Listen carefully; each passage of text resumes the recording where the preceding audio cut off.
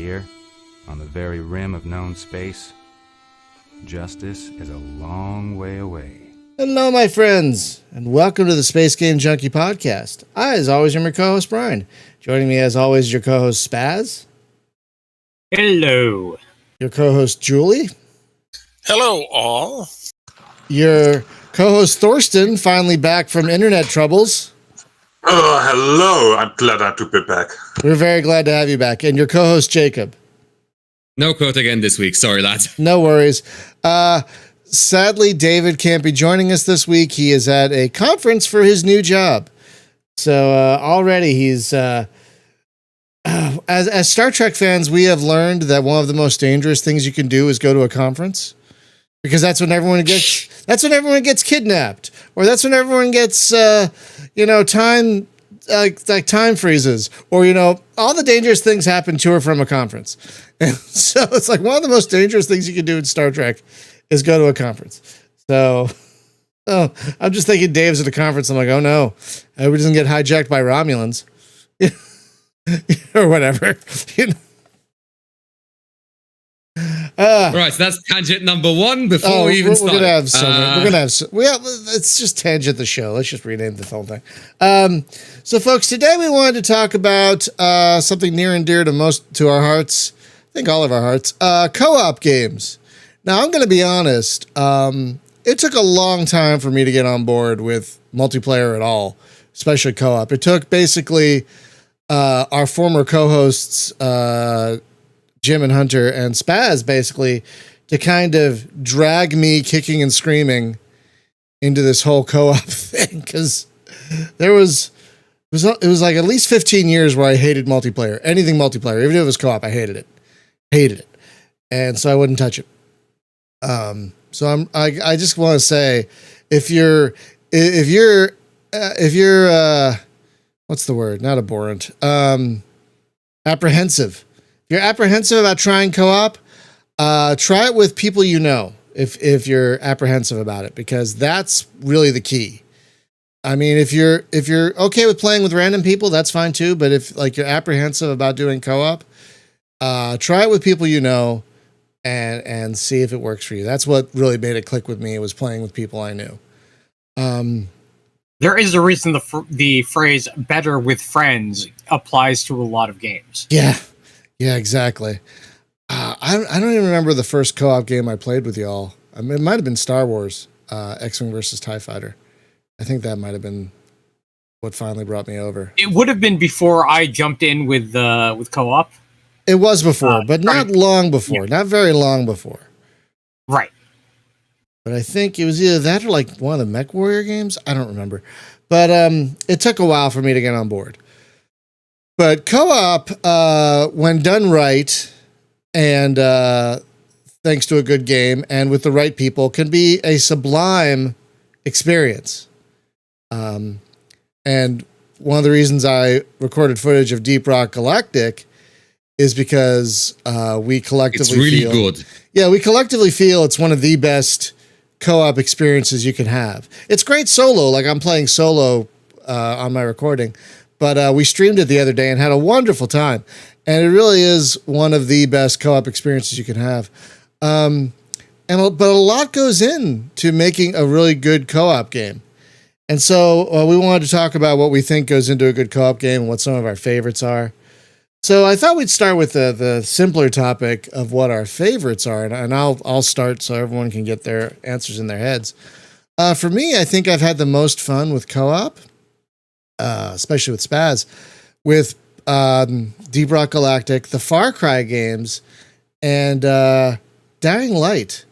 And it makes me kind of sad that we're not playing Dying Light 2, but I know why we're not playing Dying Light 2. But it makes me kind of sad we're not playing Dying Light 2, because we had so much fun in co-op with Dying Light. So much fun. And, indeed. And it was great. And it just really makes me sad we're not playing the second one. But what are you going to do? I mean, if they had dealt with things better, we probably would. But anyway, Spaz, do you have any favorite co-op games? Beyond what you mentioned, Pulsar, obviously. Oh, right, of course. Yes, very good one. Excellent one. Right. Never had a bad time with that. And, of course, the the game that I worked on, Quintet, because, well, yeah, why would I not mention No that? bias at all. No, all. not at all. Oh no. Oh, I'm sorry. I keep forgetting about Quintet because it came out in gaming time. It came out eons ago. Eons. And literally, it was playable in 2013. So yeah, that's almost a decade ago, which is again eons in gaming time. And so I apologize for continuing to forget about it, but yeah, that was a great co-op game, like Pulsar and like Artemis, is those bridge simulators. Oh, and Bridge Crew, of course, Bridge Crew, and which we're still sad about, by the way. There's one that my friend Michael is working on. I can't remember the name of it. Anyway, I feel bad now. Because he's helping us with Starfleet 2, and I completely forget the name of the game that he's working on. It's another bridge simulator that we've actually played on the podcast, and I can't remember the damn name of it. Starship Horizon, you mean? Yes, I think that's it. Thank you. Sorry, Mike. Wait, did I even get his name right? Please tell me I got his name right. Anyway, oh God, that'll be embarrassing if you got it wrong. And that game also has ties to Quintet as well. I'm pretty sure I did. I'm pretty. No, his name's David. Oh God, his name's David. Sorry, David. Why was I thinking Michael? Got David's on the brain. Sorry, David. That's a big oof. I know. The heat has really has really melted my brain. Like literally, like I'm having such a hard time focusing and concentrating because of the heat. Thanks, global warming. But anyway, so yeah, that's a whole thing. Yeah, so Artemis is Quintet. Quintet. I'm going to be all over the place today. I apologize. Quintet is a good choice. We had a lot of fun with that. And do you think there's ever a chance Carmine's going to come back for Quintet too? Well, we had a test build a while back, but then of course he's been working on his PhD, and he got it this year. By the way, he actually did get his PhD. So nice. Yeah, that's the big news there. But we haven't talked about returning to game development. So for now, it's in limbo. But when there's something to announce, if there is something to announce, then it will be. Right. All right. Okay, Julie, do you have any favorite co-op games? Well, I will say my favorite co-op game is a game where the people I'm playing the co-op game with keep playing it for more than about a minute and a half. So that means I haven't got any favorite co-op games. But even to the point where at one point I was, and I won't tell you who it is, but a friend of mine is a senior producer in a AAA company, and I was playing his co-op game, and eventually he just got too busy. I understand, but eventually I ended up alone on the server, and that's my big beef with it. It's like I enjoyed, even though I will say the one I had the most fun with, even though the code is this 200 gigabyte monster when you try and install it on a PC. I originally enjoyed Ark Survival Evolved, but then ultimately what happened was half the group wanted to play PvP, the other half wanted to play PvE, and ultimately everybody killed everybody else, stormed off, took their marbles, and went home. But when everybody was still getting along, I had a good time. And I've tried playing it several times co-op, and everybody had a tendency to say, "Oh, hi, here's the one of the end goals of the game, and I'm giving it to you for free." And I said, "Don't give it to me. There's nothing to work for." Then it's just like stand in the middle of the area I live in to say, yep, got everything I was supposed to be working for. So I guess I enjoyed Ark, but I also enjoyed DayZ. I know everybody says, "Oh my God, Rocket Hall," but he was on a show I was on at one point, and I enjoyed that for a little while. So and I've played a little bit of Deep Rock Galactic, but not much, and only solo. So that I can't really say. So I think I'll go with Ark Survival Evolved back before it kind of fell apart. That's Well, I the mean, we was did the play a whole lot of thing. Pulsar. We played a lot of Pulsar and No Man's Sky for quite a while. Well, No Man's Sky I don't really count as a co-op game because I can log on and all kinds of other players will come and through back and forth in my own little personal part of the server. So, but Pulsar, yes, Pulsar was another. Pulsar has to count. Yeah. Pulsar has to count, even though I haven't. Well, I did play it that once last week, but since then I haven't really played it that much. Ark is the game where you can take a poop, right? And then I love how that's what it's remembered by. Ark, Ark is indeed a pooping simulator, and there's no way to turn it off. well, no, I played it once. I was sent a code, so I streamed it, and I was playing around. I didn't even know it had pooping, and the next thing I know, my character takes a poop, and I'm like, "What the heck? Oh my god!" So that will be what I always remember Ark for is the pooping. So obviously, my problem is there's even like I said, where I got a friend that's like, okay, well, this. Excuse me.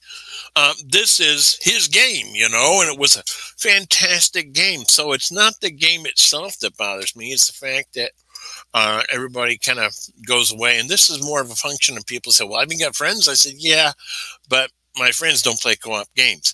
On the other hand, my friends do play multiplayer games, MMOs, rather, and we've been doing that for over a year, Final Fantasy 14.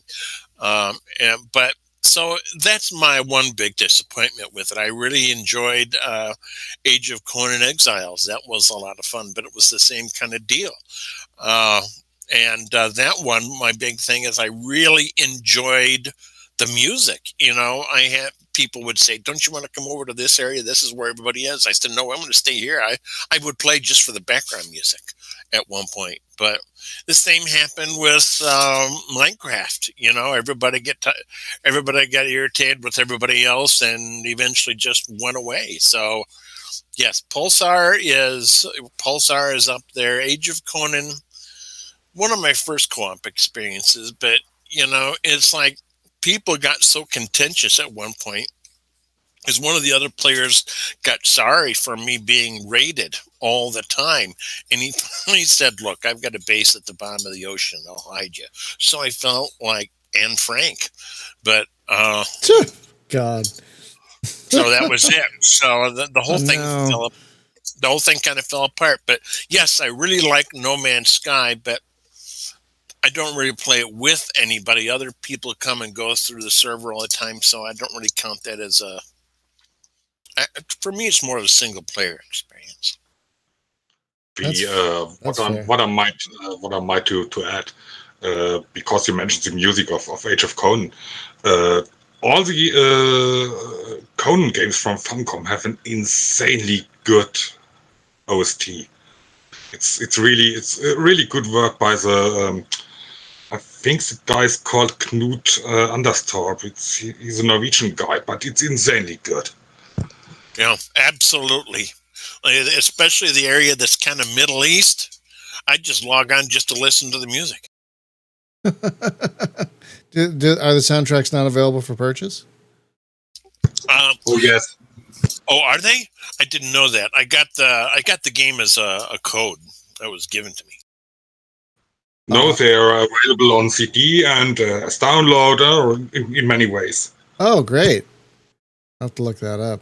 Because I do love a good soundtrack. Especially if you can listen to it outside the game. So, Thorsten, do you have any favorite co-op games? Well, before I begin, I've got to say I'm probably much more introvert and anti multiplayer game playing like you, Brian. It's just me. I just enjoy single player games more. Yeah. But given the fact that I've got a pretty long list of co-op games that I really enjoy, beginning with Inquisitor Martyr, of course. Yes, very fun and co-op. Baldur is insanely good as a co-op game. So already mentioned No Man's Sky. I also want to mention This Means Warp. Yes, This Means Warp. We should play it much more, in my opinion, because it's a pretty fun game. But probably the most loved co-op game I've ever had was Borderlands 2. That's right. Spaz and I did play through that, and that was quite a bit of fun, yes. It worked from the start pretty good. And I still have fond memories from playing it back then. But as always, I mean, how old is it? 10 years, 12 years? I don't even know when it was published, but it's quite a time back. Oh God, yeah, what was it 2014? But I really loved it. Another eon ago, basically. And but yeah, I heard I've not played Borderlands 3 yet or the Tiny Tina one, but I heard neither of them are as good as 2. That's what I've heard anyway. Which is unfortunate. Yeah. I used to love playing Borderlands, but the thing is, it's just like Spaz who won't play a Games Workshop thing. Is I was great with it until the person at the time who was the founder of it made fun of my religion. I said, I'm done. Oh, I forgot about that. Yeah. Granted, he was trying to get a rise out of his attorney, but his attorney and I share the same faith. And I said, this isn't right. And you're only standing upright because it wasn't somebody else's faith. If he made fun of a Muslim, he'd probably be in the ground at this point. Fair enough. I'm sorry about that. But yeah, Spaz and I, we finished Borderlands 2, which took a while, if I recall. Yeah. But it was our longest long play. I think it was. Yes, it was really long. But it was, I mean, we had a great time with it most of the time. I mean, Borderlands, they need to get their inventory crap in order. They really, really do. Oh my God. Oh yes. Oh my God. I think we spent I feel like sometimes we spent as much time dealing with our inventory as we did playing. God, it was such a mess. Oh my God, just such a... That sounds bad, that sounds bad to me, and I play Tarkov. Is Tarkov like also a mini game of managing your own inventory? Yes, it is considered inventory Tetris by many because you spend about as much time figuring out how to stash because it does like the Deus Ex inventory or the like original Prey inventory of having to do Tetris in a grid. Yeah, go ahead. So you spend a lot of time having to figure out how to make that Tetris into as compact as possible so you can keep your stuff. Now I have to toss it in a bin. That sounds annoying. It sounds really. I am really bad at selling that game, and that's good because I don't want other people to play it. Well, I've seen people stream it because when it first came out, everyone was talking about it, and so I watched like one stream of it. I'm like, no, no, this is not for me. I mean, I'm glad you are so not missing out. I'm glad it's doing well. You know, you always want to see a game do well for the developer's sake. I'm glad it's popular. Holding on, yes. But at the same time, it's like, no, thank you. So, Jacob, what would you say some of your favorite co-op games are? Okay, that's gonna be a tough one. Are you more of a PvPer? No, I'm more of a I don't like people person. Oh, that's completely fair. I'm with you in that regard. I totally get it. The big one, what would be the big one? Okay, so the name... Oh, Helldivers. That's the one. I think if I had to pick a favorite, I think that would be the one I played the most, and it was immensely fun. It still is, despite the lower player count. It's a top-down twin stick shooter. There was Trine back when people still bothered with that, though that one of course requires a pre-made. It got a bunch of sequels, but I stopped caring after Trine 1. I know their sequels are a bit all over the place, and if you told me what they were like, I could not confirm or deny anything. Yeah, I think I played Trine is a game that Sorry, go ahead. Trine is a game that exists for me rather than something I engaged in. I think I played the first one a little bit by myself, and I enjoyed it. But there's 4 of them now, apparently, I believe. Besides that, I do have a heavy soft spot for a lot of the old Lego games. Yeah, The ones with the semi-mandatory 2-player co-op. Oh God, yeah. One of the reasons I can't play a lot of the Lego games is because there are times where it's like, oh, 2 people really need to do this part, huh? Okay. I mean, admittedly, it's always playable, but yeah, the game, you always have the 2 characters you have to swap back and forth between. That's the game mechanic they've settled as they're not giving it up. I mean, it works for them, so I mean that's fine. I mean, it works pretty well if you have friends. With the Skywalker Saga, they did change some of those things where you can play it well alone. Oh, good. And good. and it's still very, very playable at that point. Where even with the puzzles, it's very playable. Oh, good. I've played a lot of it. You don't need another person. It's on Switch, and it is just fantastic fun. Yeah, I think the last Lego game I tried to play was a Batman game, and there was a part where it's like, oh, Robin has to do this, and Batman has to do this at the same time. I'm like, yeah, no. I'm good. I'm done. Yeah, you just get one player or one character to stand where they're supposed to stand, and then switch to the other one, and then have them do the thing. And for the most part, they have fixed it so where if you need to move a player onto a switch, for example, and have them stand there, they'll stay there. Yep. Also, honorary mention, Portal 2. Oh, Portal 2 has co-op? Yeah. Oh, I didn't know that. Why are you surprised by that? I never really got into the Portal games. I tried playing the first one, and I got annoyed with it, so I never even really bothered with the second one.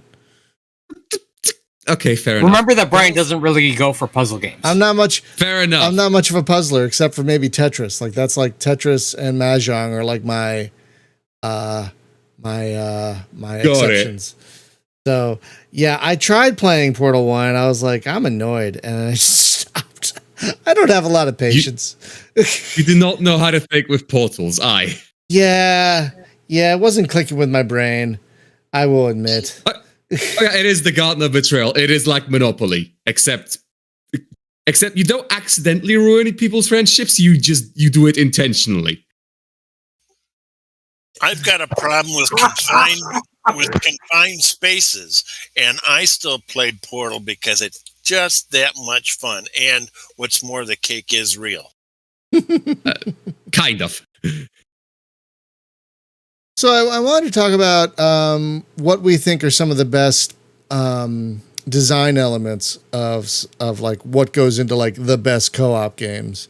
And I thought I would start with like a lot of co-op games are loot based, and I think the best co-op games, at least I've played, are the ones where everyone gets loot, like it's instance loot. So like I can open a box, but 2 other people will get a different thing out of that box. You don't have to fight for people for their stuff. Exactly. That's the big one. You'll all get something. It might not be the same thing, but that's okay.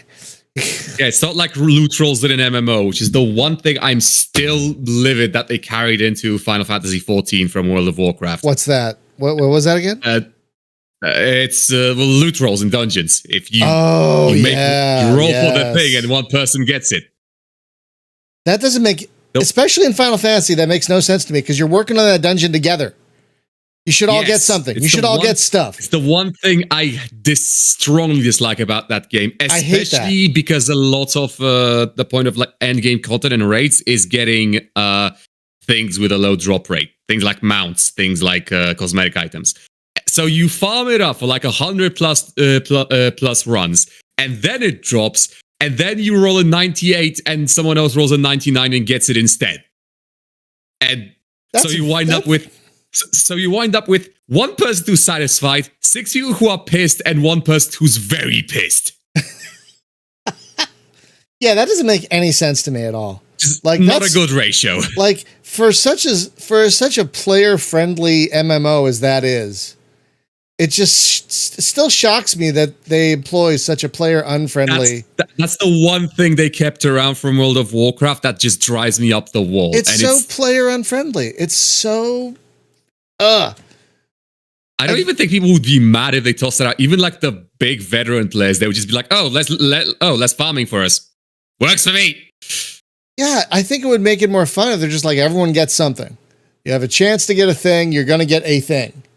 You know? But yes, and everyone gets the thing once the die falls on the right spot. Exactly, but with the loot roll thing where one person gets the thing, it's like, why? Why am I even doing this? I genuinely don't understand that. What is the game design behind it? It uses a system where whatever drop is. So there's a game I have not mentioned yet, and it is a co-op game. It's Valheim. Okay. I've been playing a lot of that with David. Okay. A lot of that. So the way that its system works is whatever drops. So it doesn't have instant loot. Oh. But the good thing about that is when you're fighting, say, a boss, and stuff needs to drop from that boss that is required to move on, it's based on the number of players. So, for example, one of the bosses drops a swamp key. The swamp key is used to open up the crypts that are in the swamps in the next area. It drops as many keys as there are players present. So, if you go in, if you go in with 2 people, you will get 2 keys, guaranteed. And that's one of the nice things about the way that it scales. Now, granted, the goal is that, you have to collect all this stuff. It is collection, building, crafting, and so stuff is limited. But that's part of the challenge of it, is making the most of what you have. So that's why they don't use instant loot and everybody gets something. But also you don't what you have. Yes, but also the big thing is you don't have to spend 100 hours farming for one thing that only you get to use. That is also true. And you also have the option of generating a new seed, even if it's the same seed you're playing on, so you have the exact same layout of the world and you know where stuff is. And you can go and farm on another seed and then bring your character back to your main one, and you have more resources. I do this all the time. So it avoids scarcity. Works for me. Exactly. Yeah, it's one way to get around it. Okay. Because that is the one thing that a lot of big crafty games can run into if they're not, Minecraft with an infinite map, is scarcity. Right. Which which causes a lot of troubles for various looter games, as well as things that have an in-game economy, whatever that usually entails. Yeah. Well, back to co-op. So what do you guys think are some really important things for you in a co-op game? The ability to keep drop you in, awake. drop out.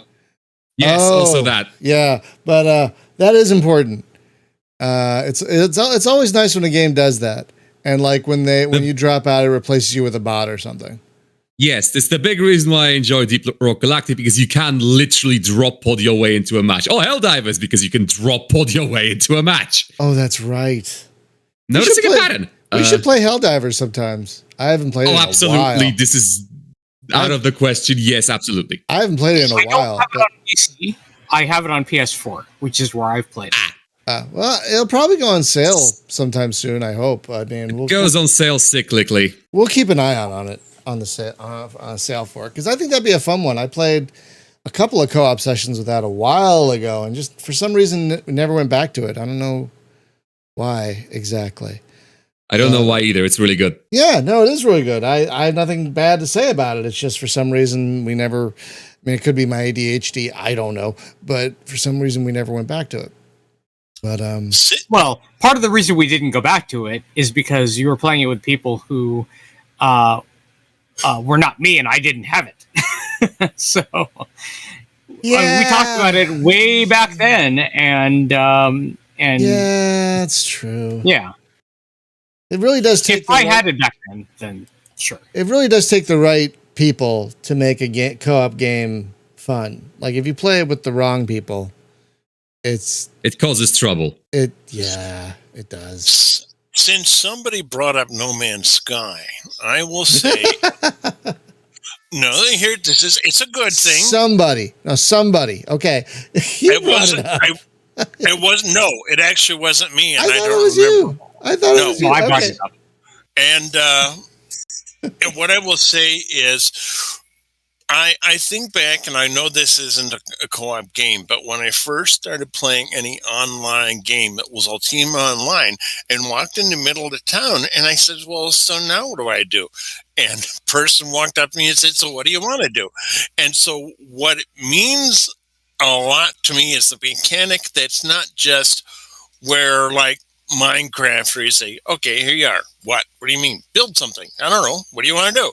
And when it gives me a reason, like No Man's Sky, whether to keep playing and enjoy myself, even if everybody else just logs off, because now there's not a great story, but there's a lot of things to work toward. You can have your own little town you control, and they keep adding to the game. And that's one of the mechanics that is most important to me. It gives me a reason to stay there and keep playing the game. That's why it's the only co-op game I still play.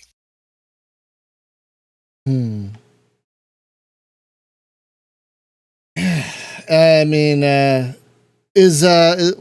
guess we could consider No Man's Sky to be a co-op game. Yeah, I guess we could. Yeah. It is. You can play it solo. It's absolutely playable solo. If you want to even just turn off multiplayer altogether and not see any other players, you absolutely can do that. Oh, you can? But that's good. Yeah, you can. Though I have found that it is a game that is, generally speaking, better with friends. Plus, they have all the expeditions now, which also makes it a lot more interesting. Oh yeah, because everyone sort of gets grouped up in a single area. I've actually tried out the new expedition. It's really fun. I've mentioned it before. It's because, I've discovered I like base building in video games where you can, but only when you can take the base with you. Because what happens usually in games like Valheim or in games like Ark Survival Evolved or in games like Subnautica, you build your base and then you realize that all the stuff you need is in a different area. And you're like, bugger, I have to build a new one. But no, in No Man's Sky with the new update, you have a freighter base, you can just take all your stuff with you. You can have it hover in orbit and just do its own thing. No questions asked. The latest expansion, you can turn your freighter into something that actually does look like it belongs in outer space. Oh, absolutely. It's proper space-worthy vessel. Well, I might have to reinstall No Man's Sky then. Now, to be fair, the freighter already acted as a base, and it has for quite a long time. Where since the previous expeditions, no, it honestly did. I was using my freighter as my primary base, and I would have secondary bases for collecting things like gases. But it couldn't really replace the ground base, especially with stuff like no access to vehicle teleporters. That is also correct. The big thing is, of course, like vehicle teleporters for actual fun exploration, or they added the furnace, like the big production facility, so you can actually refine stuff. Point being, you still had to have an actual ground base. Also, they added, teleporters, so you could teleport your freighter. Yeah, that's the big thing with the original freighter design was that you could teleport from your freighter to any of your bases, but you could not teleport directly to your freighter. And with this update, that is the case now. Oh, good. I will say that the latest expansion, I'll call it, I guess, could use just a little bit of graphical optimization, because I had to turn my graphics setting down, and I've never had to do that before. Well, part of that is because every time they release a big graphical patch that updates, say, for example, the planets, when the planet updates came out, that ended up burying people's bases because they had, and Dalatash, we're talking about No Man's Sky at the moment. As far as the planetary bases, when those got a big update, it buried some people's bases because they had dug down, and then the planets got a graphical redo. And because of that, it buried some people's bases. So people started building their bases up in the sky. Not necessarily all the way up high in the atmosphere, but elevated so that they wouldn't get buried by terrain. Yeah, mine are like floating as high in the atmosphere as they can. Because there's a limit beyond which they'll just delete your base. But I put it up as high as I possibly could. You can look down on the clouds, and no possibility of ever losing access to my base.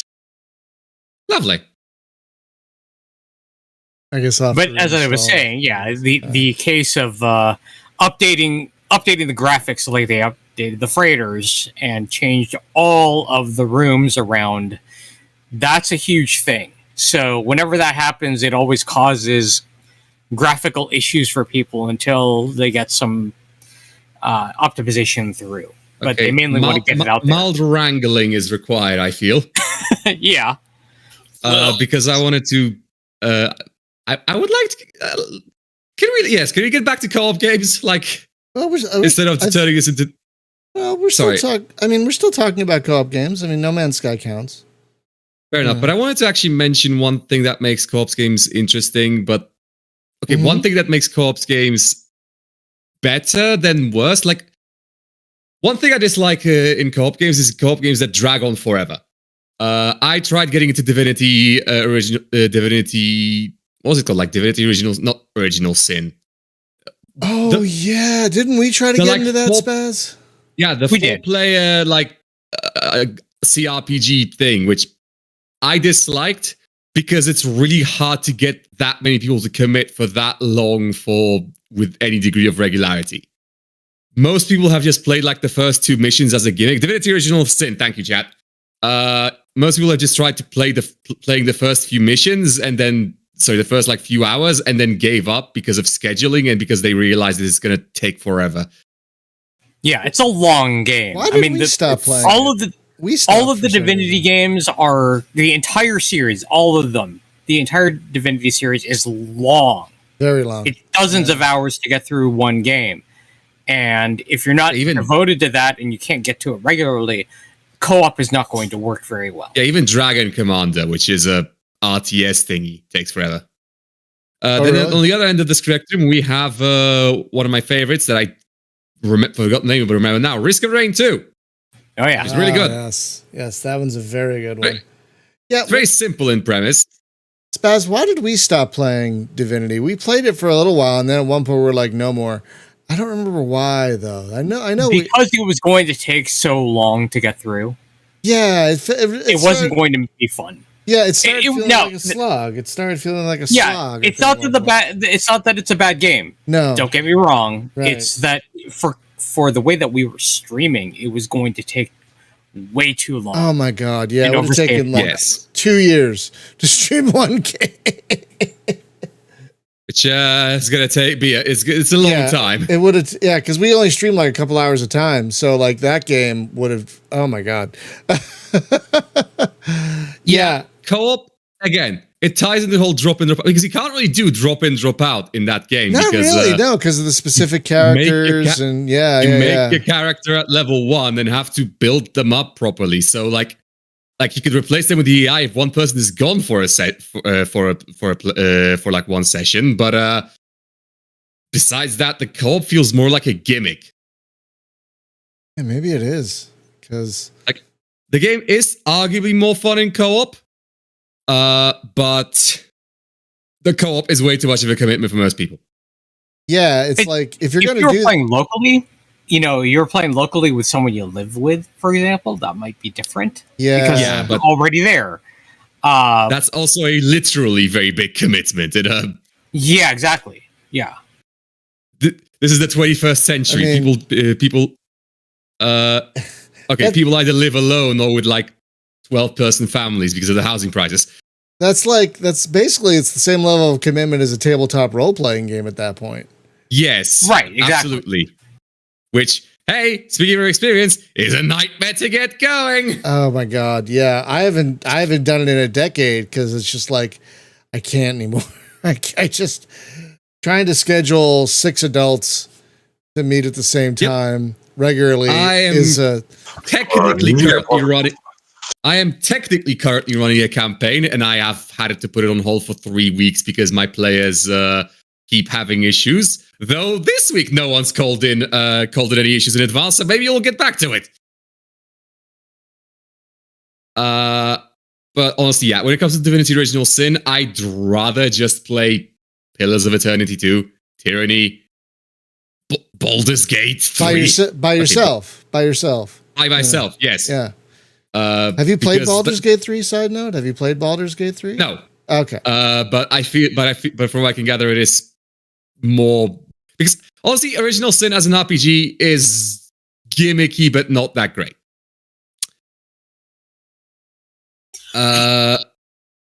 Like as a CRPG, it's not really that great. It tries to pose itself as a co-op game, but the co-op ends up a gimmick, and the base mechanics are fairly underwhelming.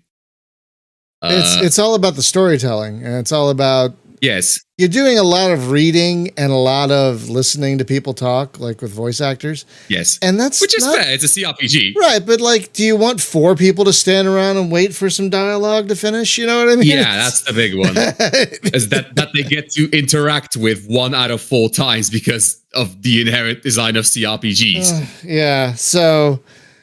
No, I get that one. Yeah, it's just some of them were too long. Like, what was Borderlands 2 our longest? You said, Spaz, and that was pretty long. It was our longest, absolutely, but it's not the longest it gets. No, it could have gone longer if we were doing more of the side content. But eventually, we just figured, no, we're not going to do all of the DLC.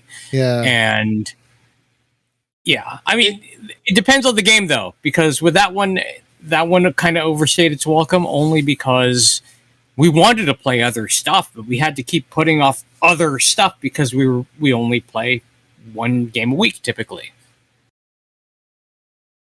Yeah. Luke brought up a good one. The only reason I don't play it is because I'm the second generation off the farm, so it's a little too close to home. But Stardew Valley. It can be played co-op, and it's one of the cozy games out there. And the one that I've enjoyed playing that's co-op because it's very much like a single-player game as well as Warframe. And I have one that I'll bet nobody knew you could play co-op, and that's Skyrim. Okay, so... What? Okay, so one thing... 3 things, one at a time. First of all, Stardew Valley, I've actually tried getting into and for some reason couldn't. Warframe, I'll say for next week. And Skyrim. Okay. The developer didn't do Skyrim so it can be played co-op. A group of modders did that. Really? Oh, okay. Has that actually took off? I've heard of it like 10 years ago. It took years to do. It's finally done, and they proved it. I've seen it, and they showed us like 4 people playing it at once. It has some limitations, but you can do it co-op. Now, mind you, it's not the kind of thing I'd ever play co-op, but shout out to Shirley Curry. If I ever had a chance to play with the gaming grandma, I would jump at it. Nice. Well, Skyrim is certainly a game. It's a game with a lot of stuff behind it. Yeah, my God. Yeah, I mean, And someone asked if MMOs can count as co-op games, and I don't know. I mean, Kind of? I mean, I guess if you have a shared quest, I guess, or if you have like an instanced thing that you're all working toward the same goal, and it's not Like PvP. raids and dungeon missions? What was that, Thorsten? Just think of Star Trek Online. Oh, right. STO counts pretty well for that. Oh, that's a good Yeah, point. That does. It does. It depends on the MMO. Absolutely, though. Yeah, I mean, again, in a lot of MMOs, the end game content is things like raids and big dungeons, which admittedly are good co-op experiences. Like they are. Like everyone gets the thing they do, and everyone has to pull things off well, or else things kind of collapse. Yeah, Well- it really does depend on the MMO. You're absolutely right. Whoa. Depending on how you approach it. And I've had a friend that described MMOs in some cases as a multiplayer game you play alone. But we have had our little static group of Final Fantasy 14 online, and it's always just the same four of us going through the whole thing all together, and it is very much like a co-op experience. I mean, if you have a party, that makes sense. If you have a specific party where you get together and you do all the same things, that makes sense. Every Sunday night at 6:30, and anybody can join us who wants to. Well, that's cool. That's Final Fantasy 14, I think you were saying, right?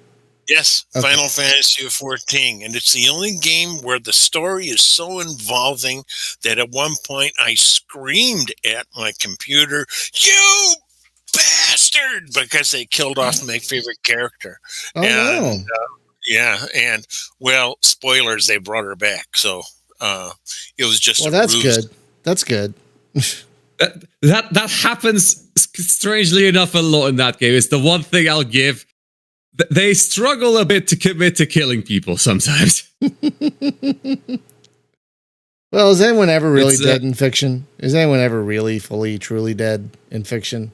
Probably not. Nope. Nobody is ever dead in fiction. Not Ever. really. It's like Spock. You can always Spock somebody.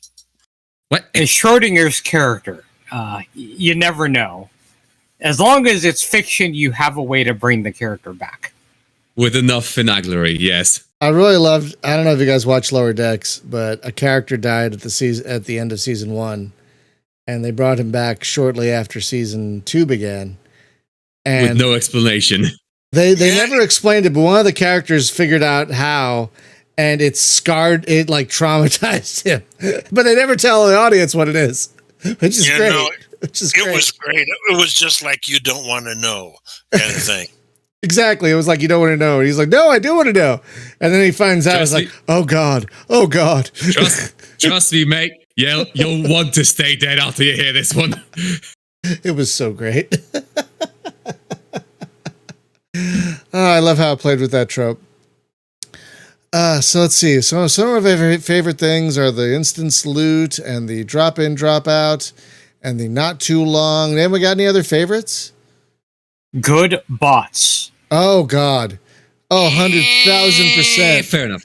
Yeah, Yes. 100,000%. Oh my God. You got to have, because I mean, there are a lot of good multiplayer games where you can be in a team and you don't have enough people to fill out those teams. So you need good bots. Like, you know, any Unreal game has amazing bots. Right, I'm just gonna exploit this to tangent again into telling everyone to play Angels Fall first. It's a really good game. I was just about to mention Angels Fall first. Well done. Yes. Oh, really? Oh, yes, the hive mind. Finally.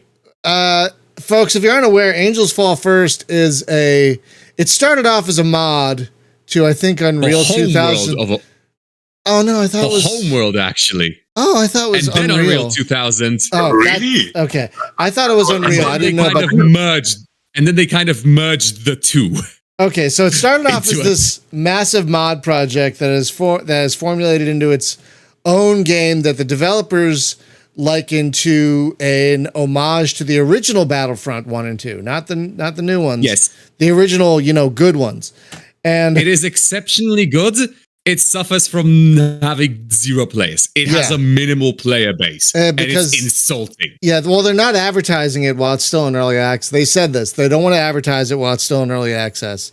They want to keep the player Yeah, it base has a- small for testing and whatnot. Yeah, it has a 24-hour peak of 22 people. Yeah, but the bots in that game are great. The bots in that game are fantastic. Yeah, concerning combat, like actually brought back to my days of like playing Battlefront 1 in instant action because I didn't know how multiplayer worked when I was like 10. Fair. I've really got to say, Angel Falls First is one of the few multiplayer games that really works for me in single player. Also, Yes. Playing it only in single player mode. That's extremely rare. Oh yeah, agreed. 100% agreed. It also has a ludicrous amount of customization for characters. Oh my god! And it's got It's nuts. multiple playing modes. You can play on the ground and in space, and you can drive vehicles and everything. And in ground space. and in space grounds. But like you can also board ships and take them over and stuff, and you can play as capital ships.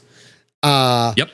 So you can be a frigate and whatnot. It's so good. It's a whole thing. It is exceptional, and it is everything people have wanted from like a Battlefront 3 that we got, but no one's playing it. Well, I don't know how long it's been in early access, but it's been years, like just many untouched. years.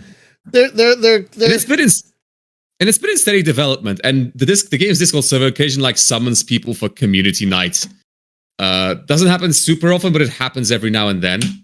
But like they have all the good stuff. They have dedicated servers. They have like everything. Yeah. But they have 20 people at a time playing the game. So you play with bots or like not at all. And so you got to have good bots in a game like that, or a game like no, Thalatash. It does not need a high-end computer. No. Not a super high-end computer. Like, okay, like if we look at the system requirements recommended, is NVIDIA 600 series. Yeah, it does not need the most. I mean, A 2.8 gigahertz quad core, 8 gigs of RAM, and that's recommended. yeah, no, you don't need a high-end super because It's not running like super scary. Isn't it running Unreal 3, like an older version of the Unreal Engine? Like, isn't it still? I do not actually know. It might actually be on Unreal 3, but the point is, it's not super graphically like complex. It's not going to look like a 2022 game. It's going to look more like a 2011, 2012 game. Yes, but that's not fine. inherently bad. No, it's fine. It still looks great, and there's still a lot of detail to it, and like it also a lot of it has kind of got that. Oh, it's 2006. We need to make everything brown. It's got a little bit of that. It's got a little bit of that. A little bit of that, but it's got some variety. It has some variety, but it's still quite a good looking game, and it runs fast and fluid, which is really what you want. Another game I wanted to bring up that has excellent bots is Gene Shift, which is a top-down Grand Theft 2 inspired single player and multiplayer game that has the only version of Battle Royale I like, for one thing. But it also has some of the best bots I've ever seen in any game. It's an astounding little game that, again, has a full single player campaign that you could play with 4 people, but it also has great multiplayer. And it's just getting better with every update. The dev updates it constantly. It's getting more and more like Grand Theft Auto 2 all the time. And we streamed it a bunch. So if you want to look at our footage of it to give you an idea of how good it is. Yeah, it is amazing. And again, it has some of the best bots. Like the bots trash talk each other, and it's good trash talk, and they'll trash talk you, and it's like really effective. It's actually funny. It's actually funny. And it's also just a great, like you can drive cars and stuff and run over people. And it's got great weapons. Really just fantastic physics. I can't say enough good things about Gene Shift or its bots, but I will agree. Like I'm a huge Unreal Tournament fan, but I would say 90% of my Unreal Tournament play was against bots. Like, I played a lot more against bots than against other people. But I still had a great time because the bots in those games are just fantastic. So I agree that good bots are essential. Because you can't always get a full team of 4 people, you know? So, did someone want to say? Oh, go ahead. Yeah, one thing I just want to mention about things I do wish for co-op games and for multiplayer games in general is that you can set the hardware requirements pretty much down. I mean, we've got this scene currently in the chat regarding Angel Falls First, but it's a general thing that you are able to get more players into a game if it hasn't such high hardware requirements than some multiplayer games have. Well, consider the average computer graphics card right now across the board is around the NVIDIA 700 series. The average player right now has around a 700 series. Which is fairly impressive. Which is fairly impressive considering that a lot of games still work with cards that are that old. But the idea that you need to have, a 3000 series in order to play your game, you're going to lose a lot of potential players because they're just not going to be able to afford that. Yeah. That's exactly what I mean.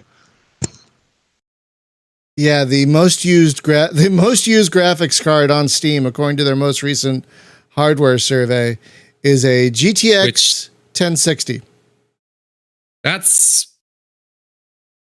about really good, but not and the great. 1060 is not a bad card. It's not a bad card at all. For a long time. No, it isn't. That's not a bad card at all. It's about a decade old at this point, roughly. When did that come out? I don't remember.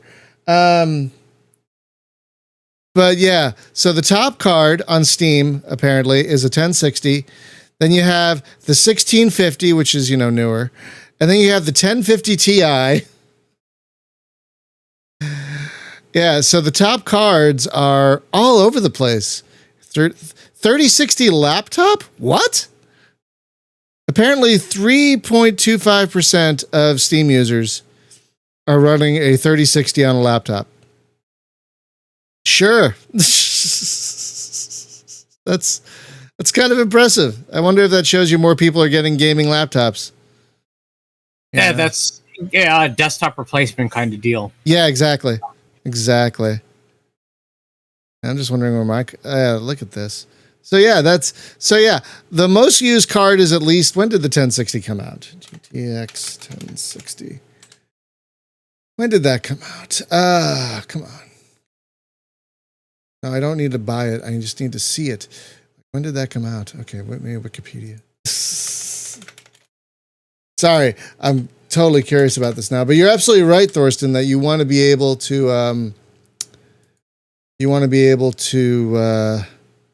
run on a wide variety of hardware. That's one of the reasons I like Valheim. It runs on just about anything. Oh, really? And one of the nice things about Valheim is its low poly look also means that it's a beautiful game. It's a really, also means really it is low poly. But it's beautiful despite its being low poly. The art style is really well done. I was going to buy a game on Steam a couple of weeks ago, and I got the minimum card is a 1060 with minimum. So I got a one above that, but I looked out to see what the recommended card. I went out to Amazon, and it was a $600 video game card, and I said, "There's no way I'll ever buy that." That's actually not that bad, all things considered. Like, there used to be a huge run on GPUs, and that video card might have been twice that much 6 months ago. Yeah. It's gotten better because people are leaving crypto, thank fuck. Oh, and you can't buy video cards in Russia anymore. So yeah, that's the whole thing. So apparently the 1060 came out almost exactly 6 years ago. August 18th, 2016 is when the 1060 came out. So almost exactly 6 years ago. That's kind of amazing. Oh yeah, how many people are still using 770s? Like you brought that up. That was a good question. Yeah, Probably more than zero. Well, what I'm saying is the average player, not necessarily on Steam, but the average game player is using around a 700 card because I believe it. As of about a year ago, and this may have changed slightly, especially with the fall of crypto. Fortunately, the inaffordability of those cards has made it so that people stuck with what they had. I believe my last computer until I had it in 2018, I had that 770 for 6 years and it was still kicking. It was still doing really well. That was a great card. So I'm not surprised that people still are rocking 770s because that's a really fantastic card, you know, which is great. I don't know if you can run Cyberpunk 2077 on it. Wait, do you guys have 660s that you're running 2070 Cyberpunk on? I'm looking at the chat here. Do you guys have cards that old that you're running Cyberpunk on it? Did I lose y'all? No, we're listening. Oh, Yeah, I don't know if anyone in the chat actually does, but yeah, but can it run Crisis? Because I saw a mention of Cyberpunk, so I thought I'd ask. But that's a 940. Say again? I've got a 940. You've got a 940? Yeah, my laptop. Oh, I didn't know that was a thing. But yeah, that's a very good point, is that you basically want to, lots of kids really keen on combining gaming and school laptops. Well, that makes sense, Todd. No wonder there are a lot of those 3060 laptops out there. That makes sense. But yeah, that's a very good point, Thorsten, is you want your game to run on a wide variety of hardware. Like, I don't even know what the hardware requirement for Deep Rock Galactic is. Take a look, because I'm curious now. Because it's not the most graphically Graphically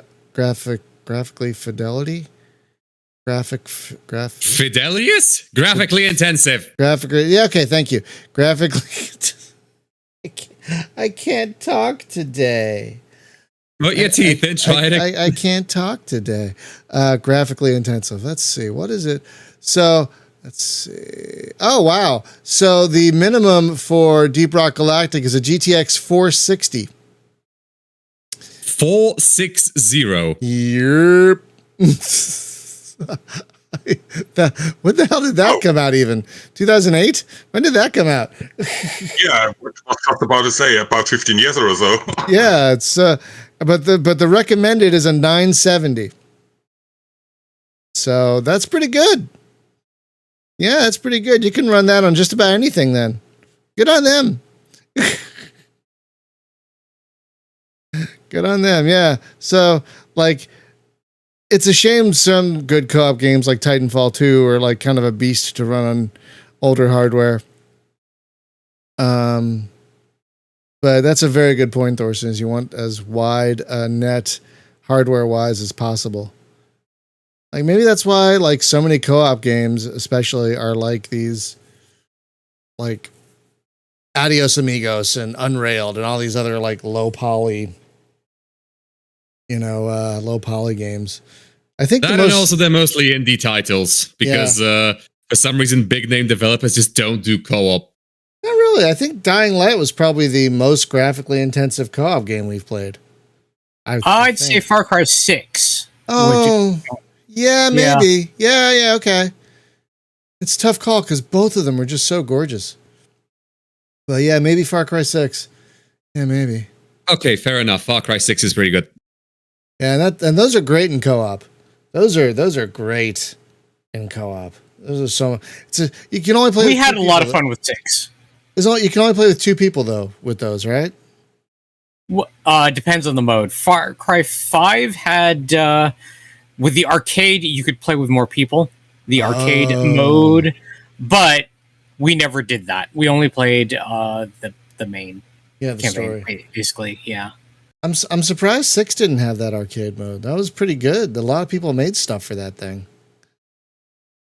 There was some neat stuff in there. I don't know. Anyway. So what is? I guess we'll start wrapping up by saying what's the most frustrating or annoying thing you've run into in a co-op game? You know, besides like the opposite of what we've already talked about. When it's multiplayer only, and therefore doesn't have people. Yeah. If it has no bots and you have no player population, you don't have a game. And that happens all the time. All the time. People keep making these multiplayer games thinking a ton of people are going to play them. And they don't. And they never do. No, they don't. Yeah, that's a friend of mine who's a game developer. He said they just don't have legs. No. Right. If the game is single player, and fully playable single player, then that's great. If it is multiplayer with good bots or with other people, great. If it's multiplayer and no bots, you're going to have a problem. Yeah. You will suffer. Yeah. And I really wish, I guess my big beef is there aren't enough good space games with co-op. That's my big beef. Like you have it's Pulsar. X-Wing versus Pulsar, X-Wing versus TIE Fighter. Hunter? I mean, I'm thinking once they add their story mode, and if you can play through co-op with their story mode, that'll make it even better. But HunterNet is a good one. Star Lancer and Drox Operative. Oh god, yeah, Drox. I keep forgetting about it that. does have Both co-op. Drox games. I keep forgetting about Drox. Yeah, it's the co-op is a bit janky, but it absolutely works. That's true. It does. But I just wish there was more. Like Squadrons was such a disappointment in that regard for multiplayer and co-op for me. Like, well, yeah, because it barely had a single player campaign. But the thing is, with X-Men versus TIE Fighter, I mean, it wasn't like this when it launched, but they eventually added 2 campaigns that you could play with up to 8 people, which is astounding. Why hasn't anyone else done that? Why isn't? That's just that's my biggest beef. Is that I guess I wish there were more games like the campaign of like how great would it be if you could play the campaign of Free Space 2 co-op? How great would that be? I think there's a mod that lets you do it, but I don't know how well that works. You know, but how great would that be? Great. How great would that have been if you could play through that campaign? Excellent. Oh my god. So I really wish there was more stuff like that. I guess that's my biggest beef is that I wish there was more stuff like that. You know, like X-Wing versus TIE Fighter and whatnot. I mean, it's not done yet, but there's Executive Assault 2, which quite a bit. That's good. That's true. That's true. That's very true. And I am glad that we are getting HunterNet. Very, very glad we're getting HunterNet. Oh yeah, and there are party games like This Means Warp and Space Team and whatnot. And a lot of those you can play by yourself, which is nice. But I guess what I miss is that I wish there was the multiplayer cockpit experience. You know what I mean? Like I wish there was more X-Wing versus TIE Fighter type stuff out there. That's what I really want. And I'm just sad we don't have it. Yes, and fewer games about sitting on the same boat, or more good ones. I mean, the ones we have are good, and I'd like more. But I would also love I would also love more of the X-Wing versus TIE Fighter / type thing, or something in the vein of Rebel Galaxy Outlaw, where you're each in your own fighter. Oh yeah, yes. That'd be amazing. I feel like that is something we could have discussed, like symmetrical versus asymmetrical co-op. Where do you have a game where everyone is like playing a similar character and you make the difference based on the choices, like class choices? Or do you make a game like Trine where everyone actually has a very specific role in the party and has to do certain stuff? Oh, I forgot about one interesting game that I want to bring up. It's called Beyond Soul. It's a third-person action game / city builder. And Beyond Soul? yes. Yeah. And you can build a city in space, which is really great. And then you can ally with each other because it's fully multiplayer and take on the AI. Yeah, we've played it. We've talked about it before. We played it. It's really good. Yeah, exactly. And I mean, that's another great example of a good co-op game. But I mean, I guess that's I was just saying my biggest beef is there's no more X-Wing versus TIE Fighter like stuff. I guess that's my biggest beef. Which is highly unfortunate. Yeah, right. Anyone else have any big beefs they want to share before we wrap up? Nothing from my side. No. Nothing that should not be saved for next week. All right. Speaking of next week, friends, since we're wrapping up, next week we're going to try and have some positivity in there. But there are some games that we bring up a lot, and we feel we need to just get it out. About them for an hour to 90 minutes straight. We feel we need to get it out. We feel we need to get this stuff out. And not as a side tangent in a podcast about something else. So we're going to have... Because that happens every podcast. Like, on average, there's been at least one rant about the big two. So get your bingo cards out, my friends, because next week we're going to have our airing of grievances show, as we're calling it, where we're going to bitch and moan about primarily Elite and Star Citizen, but other things as well. So that'll be our we're mad at, and there's plenty to be mad at. So that's going to be a full hour of that. So look forward to it. It's a tough time in the world right now, so we need to vent a little bit, and I think venting will be good. As long as we don't get super negative, I think we'll be okay. Let's try and keep it at least funny. You know what I mean? Then I think we'll be okay. So that's going to do it for our podcast and for the streams today. Great chat today. Thank you, everyone, for being so active in the chat today. Very good chat. Always good seeing you all. Thank you so much for coming. And I hope you're all listening or watching. I hope you're all vaccinated, or you've gotten vaccinated, or you're going to get vaccinated, because it's either this or monkeypox that's going to hit you now. So you got to get vaccinated so you're protected from one of them. God damn it.